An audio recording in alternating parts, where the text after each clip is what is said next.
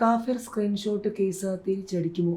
DYFI നേതാവിൻ്റെ അറസ്റ്റിൽ പ്രതിരോധത്തിലായി CPM. കഴിഞ്ഞ ലോക്സഭാ തെരഞ്ഞെടുപ്പ് കാലത്തെ പിടിച്ചു കുലുക്കിയതായിരുന്നു വടകര ലോക്സഭാ മണ്ഡലത്തിലെ കാഫിർ സ്ക്രീൻഷോട്ട് വിവാദം.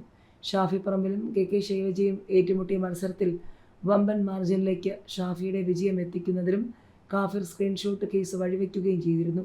ഷാഫി 5 നേരം നിസ്കരിക്കുന്ന ദീനിയായ ചെറുപ്പക്കാരനാണ്.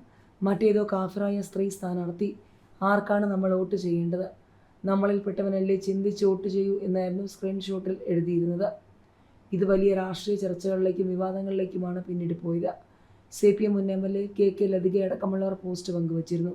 വർഗീയ ധ്രുവീകരണം ഉണ്ടാക്കി വോട്ട് പിടിക്കാൻ UDF ശ്രമിക്കുന്നുവെന്നും മുസ്ലിം ലീഗ് പ്രവർത്തകനായ മുഹമ്മദ് കാസിമാണ് ഇതിന് പിന്നിലെന്നുമായിരുന്നു CPMൻ്റെ ആരോപണം.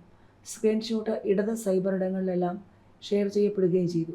കേസിൽ മുഹമ്മദ് കാസിമിനെതിരെ കേസെടുത്തെങ്കിലും അദ്ദേഹത്തിൻ്റെ പങ്ക് തെളിയിക്കാനായില്ലെന്ന് ഹൈക്കോടതി കണ്ടെത്തി. ഇതോടെ CPM പ്രതിരോധത്തിലുമായി. ഇതിനിടെ പോലീസ് അന്വേഷണത്തിൻ്റെ പുരോഗതി അറിയിക്കണമെന്നാവശ്യപ്പെട്ട് മുഹമ്മദ് കാസിം ഹൈക്കോടതിയെ സമീപിച്ചതോടെ ആരോപണം ഉന്നയിക്കുകയും വിവാദം സൃഷ്ടിക്കുകയും ചെയ്ത CPMന് തന്നെ ഇത് തിരിച്ചടിയായി. അന്വേഷണം DYFI നേതാവും അധ്യാപകനുമായിരുന്ന റിബേഷ് രാമകൃഷ്ണൻ അടക്കമുള്ളവരിലേക്ക് എത്തിയതോടെ അന്വേഷണം നിലയ്ക്കുന്ന നിലയിലേക്കും എത്തി. പോസ്റ്റിൻ്റെ ഉറവിടം കണ്ടെത്താനായില്ലെന്ന് പറഞ്ഞായിരുന്നു പോലീസ് കേസ് അവസാനിപ്പിക്കാൻ ഒരുങ്ങിയത്.